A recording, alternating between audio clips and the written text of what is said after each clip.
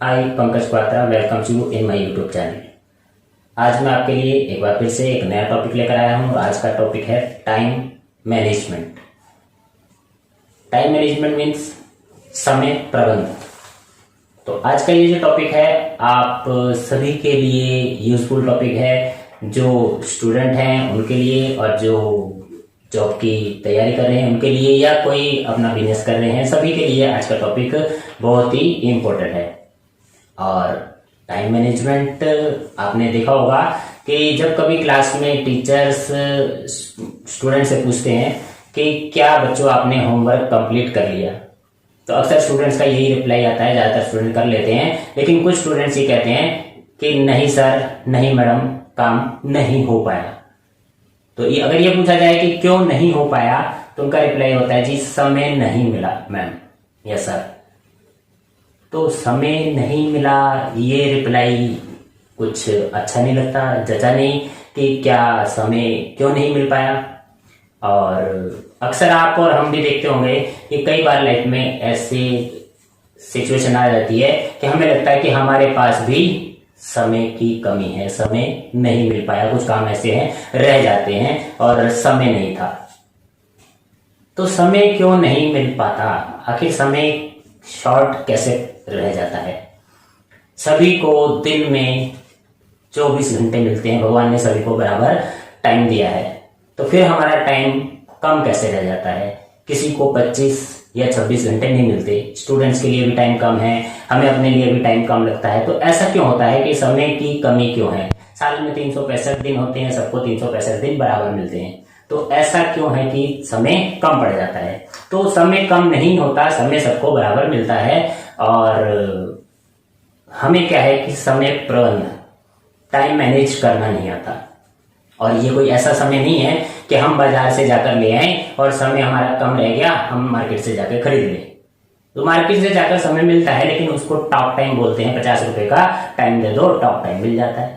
लेकिन भगवान ने तो सबको बराबर समय दिया है, और आपको और हमको तो समय कम नहीं है, सबके पास सिर्फ कमी है तो समय प्रबंध करने की, टाइम मैनेज करने की। तो पुराने समय में हमने देखा है कि सुना है कि लोगों के पास बहुत समय होता था, ज्यादा समय।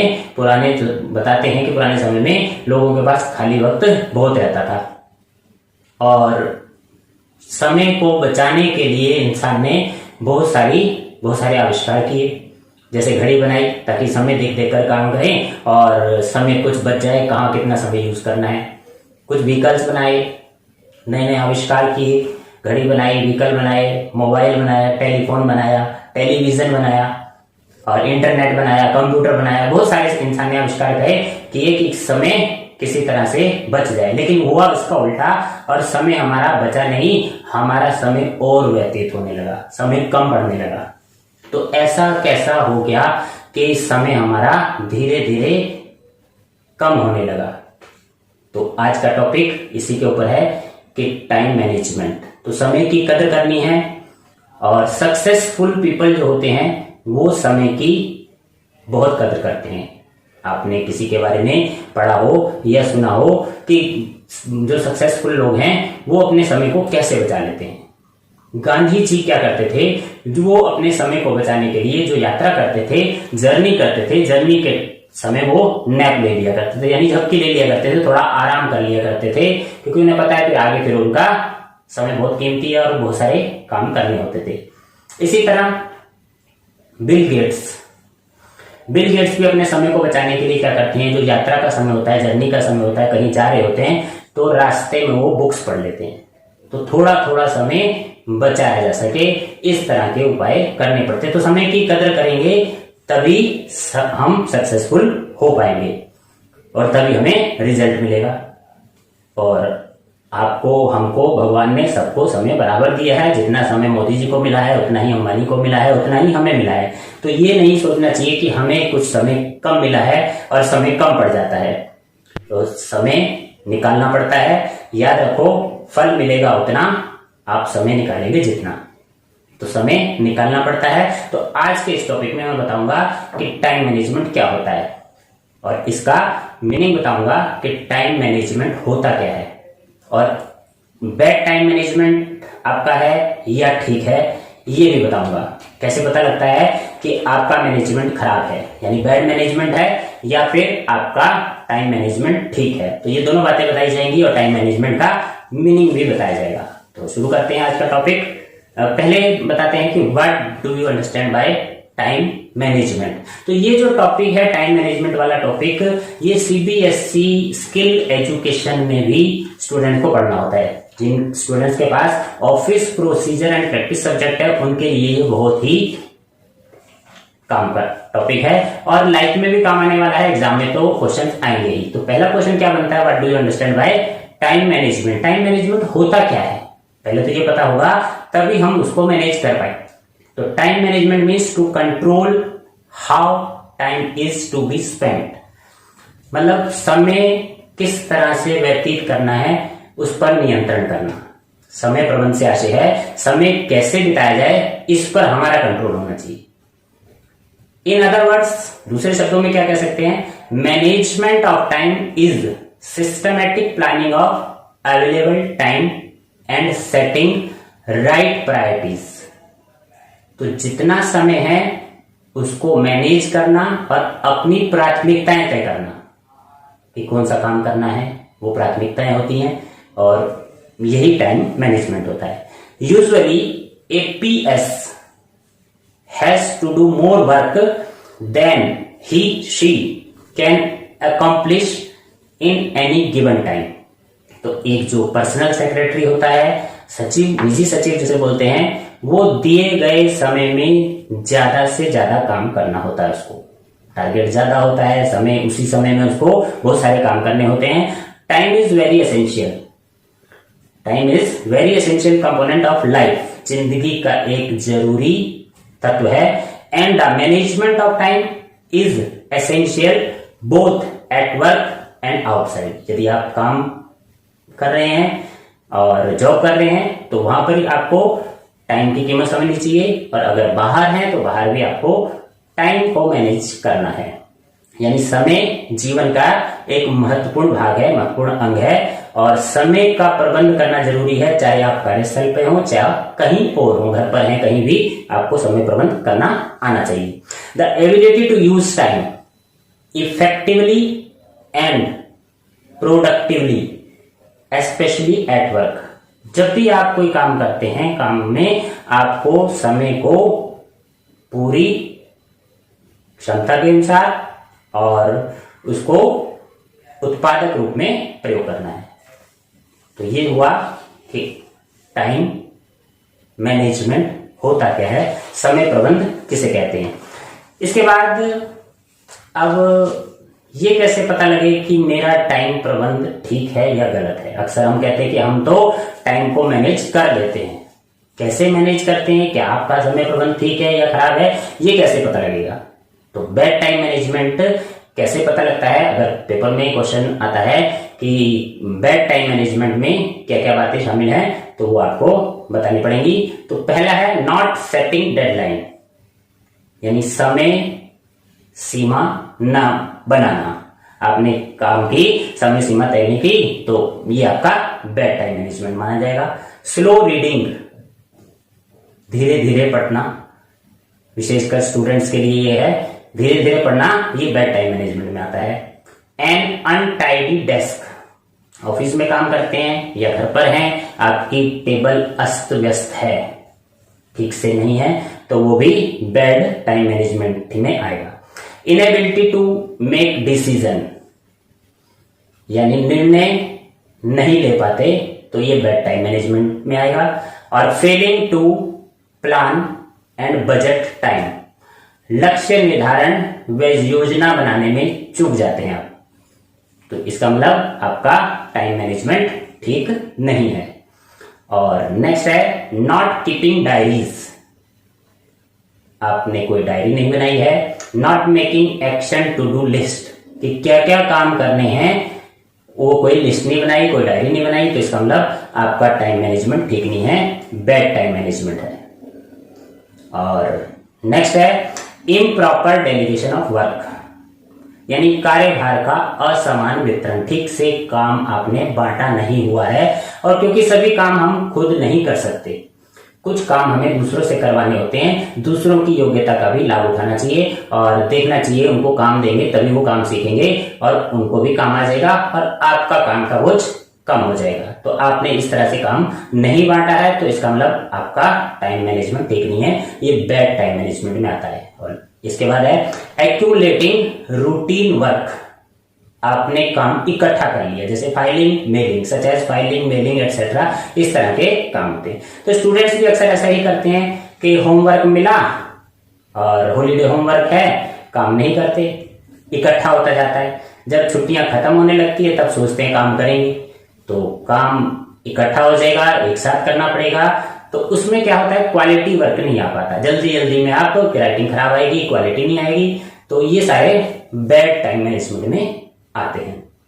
अब नेक्स्ट जो पॉइंट है कि समय प्रबंध, ठीक है, हमें पता लग गया कि हमारा समय प्रबंध ठीक नहीं है, खराब है। ये सारे पॉइंट्स हमने नोट कर लिए और पता लग गया कि हमारा समय प्रबंध खराब है, तो ठीक कैसे करें। अब आप कहोगे कि ये भी बता दिया जाए कि समय प्रबंध ठीक कैसे करना है। तो समय प्रबंध ठीक करने के लिए क्या है, पहला point, setting target and deadline, समय सीमा बनानी है, पहले लक्ष्य तय करना है और फिर समय सीमा उसी के साथ तय करनी है। जैसे आपने ये लक्ष्य बना लिया कि मुझे जॉब करनी है और 20,000 रुपए प्रति माह कमानी है, तो पहले लक्ष्य बनाना पड़ेगा कि उस लक्ष्य की ओर चलना है कि मुझे 6 महीने में, साल में जॉब लेनी है, 20,000 रुपए पर मंथ वाली जॉब लेनी है। या फिर आपका लक्ष्य है, स्टूडेंट है कि 90% मार्क्स लाने हैं, तो उस ओर तभी काम किया जाता है। तो पहले हमने एक एम बनाना है, टारगेट बनाना है, फिर उसकी एक डेडलाइन बनानी है, तभी काम होता है, आपका टाइम मैनेजमेंट तभी ठीक होगा। यानी कि जैसे आप ये सोचो कि आप 6 मिनट में 1 किलोमीटर तक दौड़ सकते हैं और आपकी ये स्पीड है, और यदि आपके पीछे डॉगी कुत्ता लग जाए तो आपकी स्पीड अचानक से बढ़ जाती है। तो स्पीड बढ़ा भी सकते हैं हम, और ऐसा ना हो कि आपको बॉस कोई डेडलाइन दे कि ये डेडलाइन है, इसके अनुसार काम करना है। आप अपनी डेडलाइन स्वयं बनाएं, इससे पहले कि बॉस या कोई आपको डेडलाइन दे, आप अपनी डेडलाइन स्वयं बना लें और उसके अनुसार काम करें। तो ये better time management, good time management में आएगा। दूसरा है प्लानिंग योर वर्क, कार्य की योजना बनाना। अब आपने टारगेट चुन लिया और अब योजना बना के काम करना है। पहले तो पता लगाओ कि मेरा टाइम कहां कहां यूज हो रहा है, कैसे खर्च हो रहा है और किस किस काम पर मैं कितना टाइम दे रहा हूं। यानी कि एक सप्ताह की आप एक डायरी बना लो और वीक की एक डायरी बनाओ, रोज का उसमें काम लिखो कि आज मैंने किस किस काम पर कितना समय खर्च किया। यानी चैटिंग करने में कितना टाइम लगाया, कंप्यूटर पर कितना टाइम लगाया और व्हाट्सएप पर कितना टाइम दिया, पढ़ाई में कितना टाइम दिया और एक्सरसाइज करने में कितना टाइम दिया, वीडियो गेम खेलने में कितना टाइम लगा। तो रोज का एक टाइम टेबल बना लो और एक हफ्ते का आप इस तरह से बनाकर चेक करो कि कहां कहां मेरा टाइम खर्च हो रहा है। तो इससे आपको वर्क की प्लानिंग करनी आ जाएगी। नेक्स्ट है noting the priority items and attending to them first. अब वो जो लिस्ट बनाई है काम की, उसमें से हमने अपनी प्राथमिकता वाले काम अलग कर लेने हैं कि किन कामों की जरूरत है और किन कामों को हम प्रायोरिटी में नहीं रखते, तो उनको हम बाद में कर सकते हैं और प्रायोरिटी नहीं है। तो इस तरह से गुड टाइम मैनेजमेंट में आप कर सकते हैं, उसी के अनुसार काम करना है। अक्सर जब काम ज्यादा होता है और टाइम कम होता है, जैसे जॉब में अक्सर हम काम करते हैं तो काम कभी कभी ज्यादा हो जाता है, स्टूडेंट्स के पास होमवर्क ज्यादा होता है, तो हाउसवाइफ्स के पास भी ज्यादा काम आ जाता है। तो हम क्या करते हैं, लिस्ट बना लेते हैं कौन से काम जरूरी हैं, इंपॉर्टेंट है, अर्जेंट है, वो पहले कर लेते हैं, जो अर्जेंट नहीं है उनको बाद में करते हैं। या मॉर्निंग में कौन से काम करने हैं, नून में कौन से काम करने हैं, नाइट में, इस तरह से बांट लेते हैं। तो बांट कर काम करना है, लिस्ट बनाकर काम करना है, तो प्रायोरिटीज बनानी है। नेक्स्ट है कीपिंग फ्रीक्वेंटली यूज्ड इंफॉर्मेशन और डिटेल्स रेडी। जो सूचनाएं हमें बार बार काम आने वाली हैं उनकी एक लिस्ट बना लेते हैं और डिटेल्स बनाकर तैयार रखते हैं, तो ये हमारा गुड टाइम मैनेजमेंट में आता है। नेक्स्ट है डेवलपिंग प्रॉपर रूटीन, उचित नियमित कार्यक्रम बनाना। एक कार्यक्रम बना के काम करेंगे, रूटीन बना लेंगे, आप अपनी तरफ से एक बायोलॉजिकल क्लॉक तैयार कर सकते हैं। अब आप कहेंगे ये क्लॉक कहां से आ गई? बायोलॉजिकल, जैविक घड़ी जिसे बोलते हैं। उससे क्या होता है कि हमारी बॉडी अपने आप रूटीन बन जाता है कि हमें कितने बजे उठना है, कितने बजे सोना है, कितने बजे चाय लेनी है। एक रूटीन बना होता है तो बॉडी अपने आप ये बता देती है कि अब उठने का टाइम हो गया, अब चाय पीने का टाइम हो गया, अब सोने का टाइम हो गया। तो एक रूटीन बना होगा, उस रूटीन के हिसाब से अगर हम काम करेंगे तो बॉडी अपने आप संदेश दे देगी। उसको बोलते हैं बायोलॉजिकल क्लॉक। तो एक रूटीन बना के काम करना है आपने, और आलसी नहीं बनना, माइंड और बॉडी का बहुत ज्यादा यूज करना है। तो ये हो गया गुड टाइम मैनेजमेंट की बातें। इसके बाद है बीइंग सिस्टमेटिक एंड टाइडी, व्यवस्थित और स्वच्छ रहना है। यानी आपने कम खाओ, ज्यादा नहीं खाना है, क्योंकि ज्यादा खाने से आलस आता है। कम तला हुआ खाना है और अपने लिए समय निकालना है, कुछ समय व्यायाम के लिए भी निकालना है, सिस्टमेटिक एंड टाइडी रहने के लिए।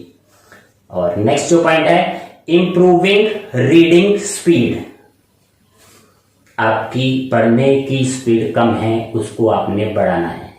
अब आपको स्पीड कैसे बढ़ाई जाती है? आपने कभी टाइपिंग सीखी होगी, जिन्होंने टाइपिंग सीखी है, शुरू शुरू में जब आपने टाइप सीखी होगी तो आपकी स्पीड 5 वर्ड्स पर मिनट WPM में स्पीड नापी जाती है। तो 5 शब्द आप प्रति मिनट करते होंगे। धीरे धीरे आपने उस क्षमता को बढ़ाया, 30 वर्ड पर मिनट की स्पीड आई। तो इसी तरह आपने उसी टाइम में आप 30 वर्ड की स्पीड ला रहे हो, पहले आप 5 वर्ड करते थे, तो आपने रीडिंग की स्पीड बढ़ानी है। अच्छा टाइम मैनेजमेंट वही होता है कि आपने अपनी रीडिंग की स्पीड जो है क्षमता बढ़ानी है। और इसके लिए क्या करना पड़ेगा? आपको प्रैक्टिस करनी पड़ेगी स्पीड बढ़ाने के लिए, और नॉलेज बढ़ानी होगी, कुछ रिसर्च वर्क करना पड़ेगा ताकि आपकी स्पीड बढ़ जाए। और कंपेयर करना है कि मैंने जो आज कुछ काम किए वो कल वाले कामों से ज्यादा करे हैं या कम करे हैं। कल ज्यादा काम करे थे आज, और आज कम किए हैं तो क्यों करे, उसका रीजन फाइंड करना है, आपने एनालिसिस करना है।